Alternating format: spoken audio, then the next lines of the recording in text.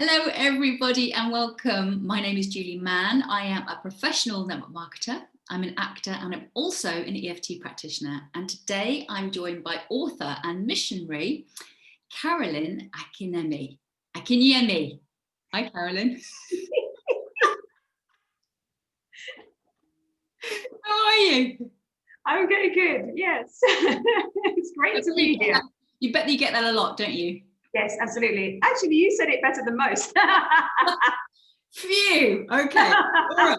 So before we talk about your book, which I know is on Amazon, it'd be great to hear about what led you up to being a missionary. You know, were you brought up in a religious family? How did it all start? Oh gosh, no, I was not brought up in a religious family at all. I came from a nice home, nice family, still together. And it wasn't until I was 23, just before my 23rd birthday, was when I became a Christian. Although I was christened into a Christian family, we were not practicing Christians. So I believed in God. We had, we had prayers back in the day when you had prayers in school and said grace before you ate your school dinners. So I did believe in God, but I didn't know where he was. And by the time I was 22, I had made so many bad decisions at such a young age. I was actually considering suicide because my life was so out of control and so emotionally painful that I thought that was the only way out. So I'm testimony that there's hope. It's, it's never that bad that you should just end it, because I came out of that. I recovered. It was when I was at my worst point. And I'll be real with you. I was so messed up. One day I went home and I smashed my entire crockery set against the wall of my apartment. And then I left it there for 2 weeks. And every time I went past it, I said, that looks like me. That's how broken I felt. And I just left because I was so emotionally hurt about decisions, relationships. There'd been a lot going on that brought me to that point.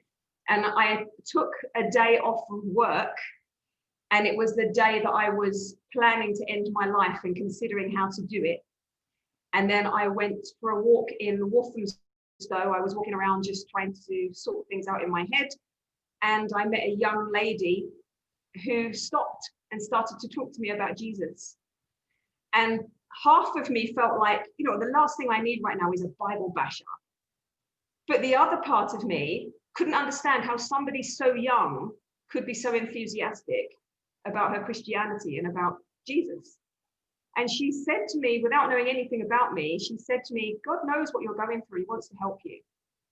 And so it sparked a hope in me that maybe God was really there, and maybe he could help me rather than me ending it.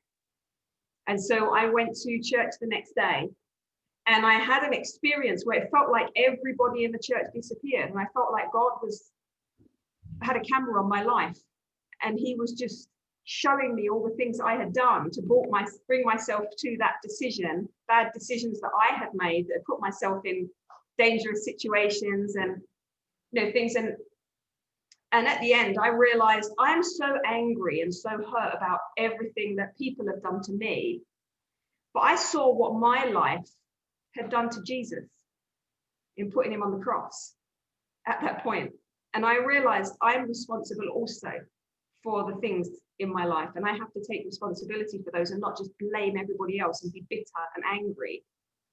And so I went to the front and I prayed and I asked God to forgive me and I asked him to come into my life. And it was amazing, the anger and the bitterness that just left me. It was like a whole weight had been lifted off my shoulders. And there were so many miracles and answered prayers that happened, and that restored my ability to love and hope again. And then I met my husband in the church, and that was just amazing that I was able to love somebody and trust somebody. And he treated me so wonderfully, that with total respect. And so then we got married. We had 4 kids. And the first year we were married, I had a dream that we went to Trinidad as missionaries. And I didn't even know where Trinidad was. I woke up my husband and said, "Where's Trinidad?" He said, "Oh, it's in like just off South America." Why? I said, "I just had a dream we went there as missionaries." And he laughed. We got no connection to Trinidad. And so then I had the same dream a year later, exactly the same dream. So we came to Trinidad, saved up the money, came to Trinidad for a holiday and prayed around Trinidad, asking God, "Do you want us to come here?" And my husband said, "Look, I know I'm training for the ministry, but I really feel like I should pastor locally so that I'm close to my pastor and I can learn the trade, as it were. And then we'll see what God does later." So we went to South London and we pioneered a church in South London, worked with a lot of youth from broken families. And we were there for 12 and a half years. And then in 2016, we attended a Bible conference and felt the Lord say to us, "You need to lay everything down and go overseas as missionaries." And we had forgotten about Trinidad by that point, so long had passed. And then we were coming back from a small holiday with the children, driving back on the highway, and now our head pastor called us and said, "Guys, I have a situation in Trinidad. The missionary visa has expired, and we haven't got anybody to take over. And would you be willing to go there?" And then we like, you know what? How can we say no? We had those dreams so many years ago. That was 14 years before by then. So so we said yes, and then that's it. We've been here for 4 years now. And Wow. loving it. It's doing a great work. Wonderful people in Trinidad. What an amazing story. Whatever happened to the woman that kind of gave you that hope in the first place? Did you keep in contact with her? No, I don't know where she is now. Honestly, don't know. But I'm always so grateful to her. Yeah. Just goes to show, really, you don't know. You just pass on one act of kindness. You might never know or stay in contact with that person, but you could have an impact in their lives that lasts forever. Absolutely. We never know, do we? Even a smile can make a difference to someone. So I have never, ever spoken to a missionary before. So I'm just really curious to know, what do you think makes a good missionary? Oh, that's a tough question. What makes a good missionary? I think firstly, you need to be very adaptable. You can't be someone who's stuck in your ways. I can't come over here and try to be British and make everybody be British. I have to be able to adapt to the other person's culture first. I mean, somebody said to me a long time ago, people don't accept the message until they accept the people. So they have to accept you first before they accept your message. They want to know you're not there to lord it over them and look down on them or tell them that their ways are wrong. You're coming to serve. So you have to be flexible. You really do have to be flexible. You're going to have different foods. You're going to have different insects and bugs. You're going to have different climate. You really must be able to be flexible. Yeah. And you've got to care. You've got to care about people. There's no point in coming as a missionary if you don't care. Are there missionaries that don't care? I find that hard to believe, that you would even start doing something like that and not care. I guess so, but there's, some people could have a mentality that it's something they want to do. It looks good on their record, or people will look at them like, "Wow, you went as a missionary." It's not going to work if you're not there for the people. It's like they're not there to serve you. You're there to serve them. Yeah, if it's all about ego, forget it. Yeah, that's what I meant. Yeah. Okay, so you mentioned obviously that you are in Trinidad Tobago. What is it like day to day, and what kind of things do you actually do as a missionary? What do? We help people wherever they're at. We have a church base for the mission. So we're reaching people very much like how the lady reached me, telling me that there was hope.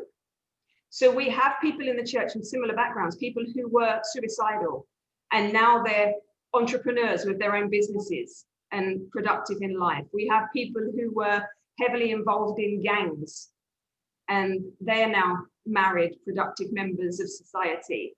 So it's changing people's lives where they're at. People whose lives were broken from grief, spouses having been killed, and they're struggling to cope, and we help them to get their life back together. We have people coming off drugs or addictions to various alcohol substances, and things like that. So it really isn't just one thing that we do. We're helping people where they're at.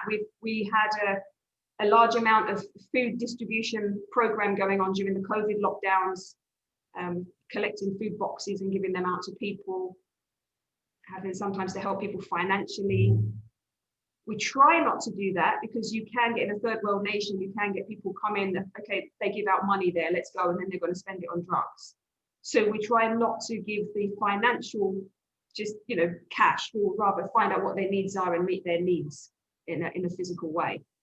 So that can be help with jobs, also all kinds of things. So maybe a bit like teaching someone to fish rather than giving them fish. Exactly. Yeah. Exactly. Yeah. And we've also just helped people to learn other things. Like people might say, I really want to play the keyboard. That's something that I do. I'm a musician. So it's like, okay, fine. I've taught people how to play the piano. Help people with teaching, like understanding childcare. There's so many different things. It's not one thing that encompasses it all. It's very wide. And that's another reason why you have to be flexible, because different people have different needs. Amazing. So fulfilling, and also you never know what's going to happen from one day to the next by the sound of it. Oh, absolutely. That's very true. Yeah. So I know that you're CEO of Global Disability Awareness, aren't you? So how did that actually come about? How did it come about? That's just a new startup. Because before I was a missionary, before I came here, when we were in London and we were working in the South London church, I worked part-time as a sign language interpreter. I'm qualified to degree level in interpreting British Sign Language. So I worked with adult learners and I experienced firsthand the difficulty they suffer when they're trying to access information, whether it's learning environment or access to the homework and things that they need to do, or just you know, a whole range of things. It's very difficult for deaf people. And so having learned that, then when we came to Trinidad, because sign language is different all around the world, I haven't really done much with the sign language here. But then COVID happened and the shutdowns and the lockdowns happened and things started transitioning to an even greater online environment. And I became very aware that the deaf are being progressively excluded. If people who are hard of hearing, it's not so bad, because I think more people are becoming aware of the need for putting captions on the bottom of videos.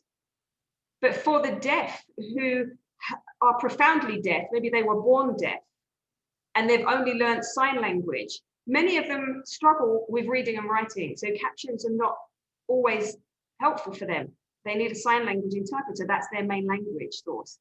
So I thought, let me see what I can do, if I can encourage people to make their content more accessible to the deaf people. Not only because it's right, we shouldn't leave people behind as we change, but also there's a whole market of people that are unreached.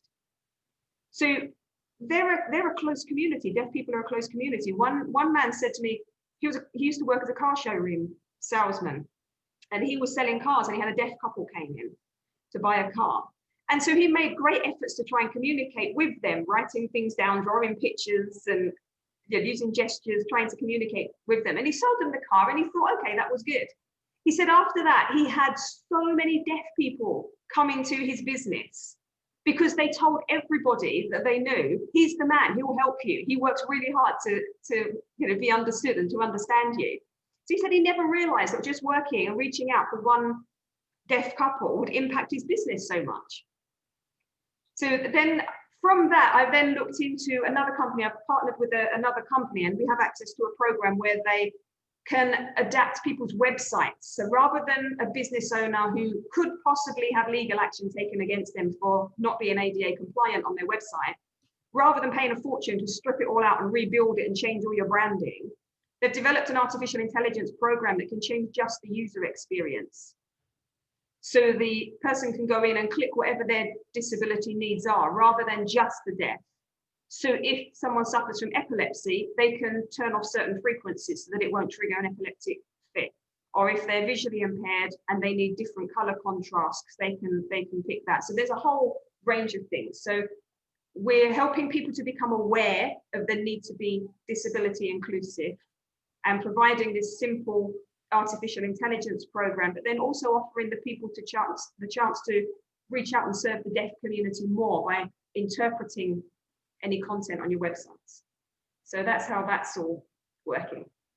Brilliant. So important, isn't it? Actually, I trained in British Sign Language as well, but I didn't get to the level to be an interpreter like you. And for me, I just found it opened up a whole new world for me and just added so much to my life.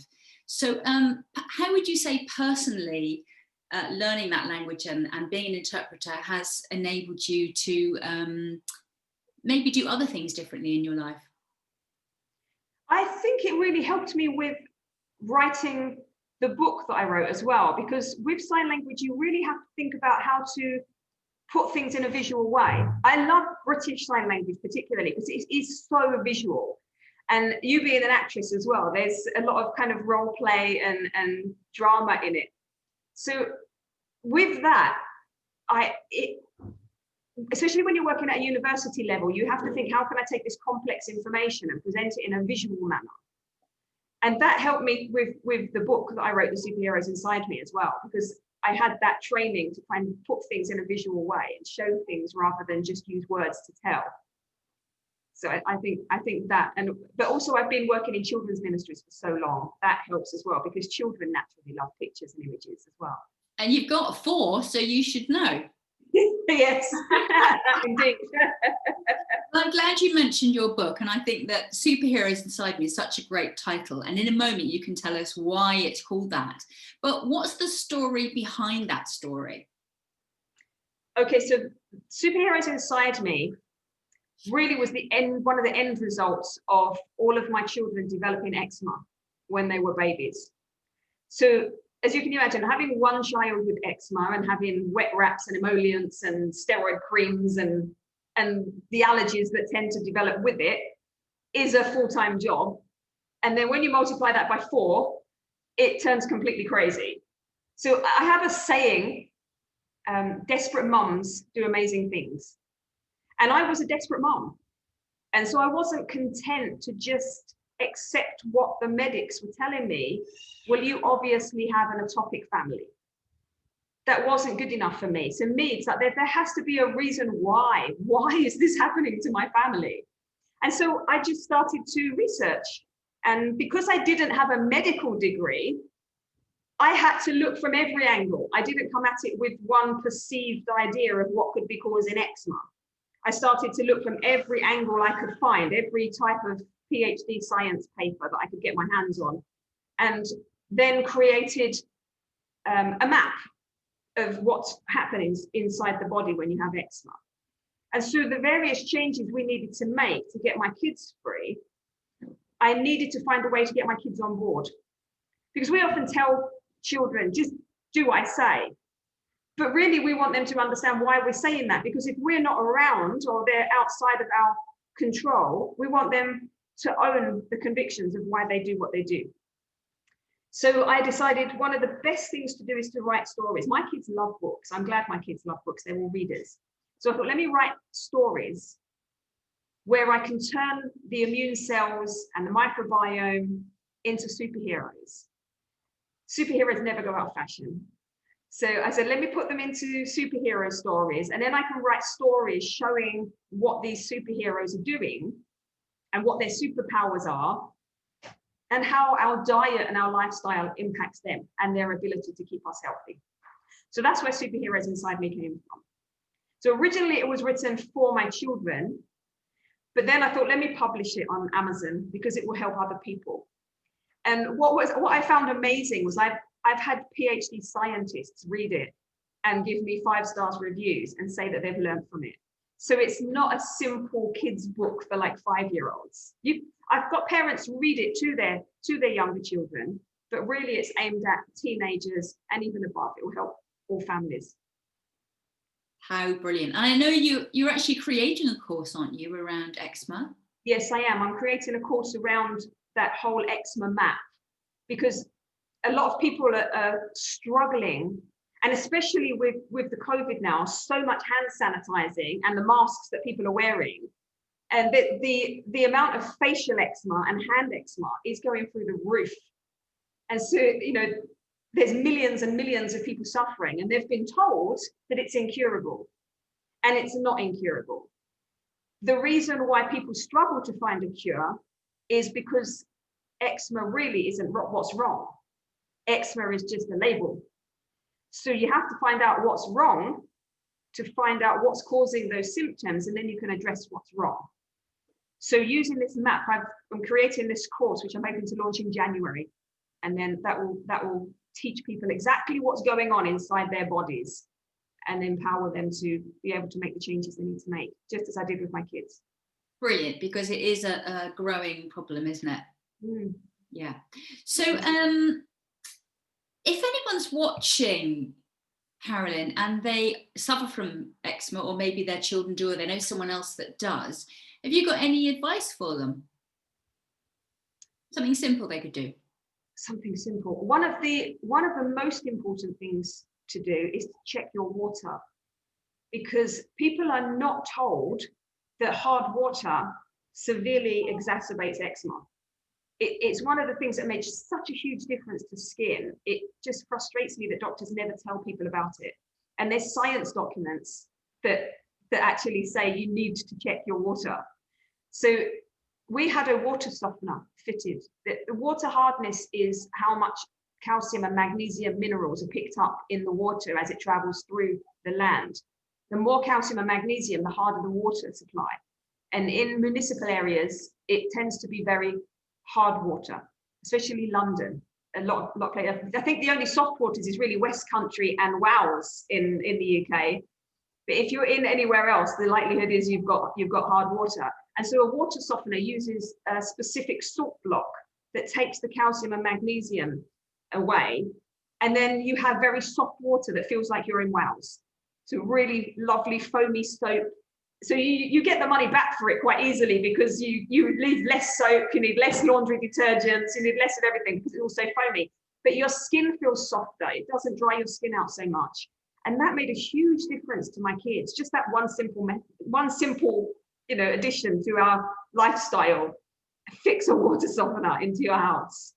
And if you can't afford it, there are people who can rent them to you, just so that you can try it out. That would be one of my biggest impact things to try. That's simple, even if you just got dry skin.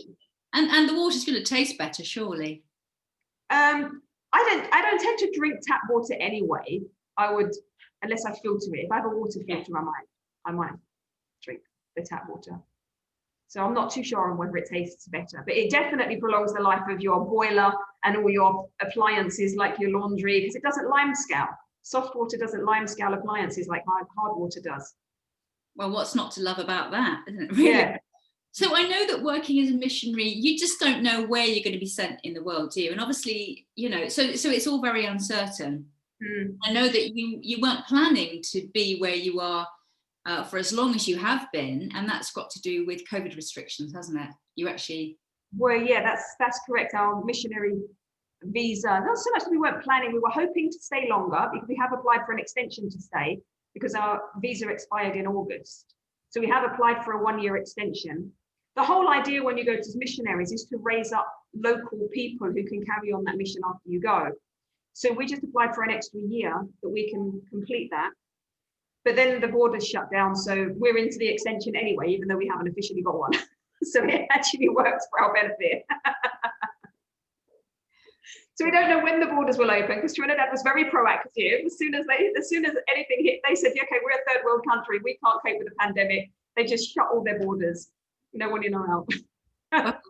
Yeah. So, I mean, obviously, it's uncertain as to the length of time you'll be there. Yeah.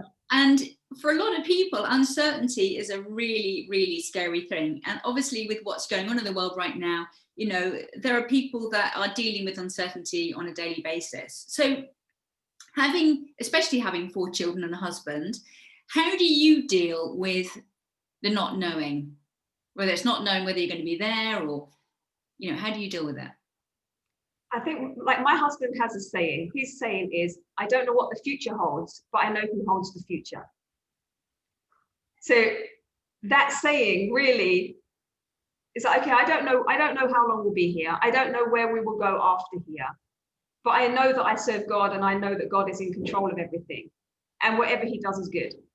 So that's where my peace comes from. I have to trust him, because it's true. Without that, I would be thinking, where are we going to live? What are we going to do? Where are we going to go?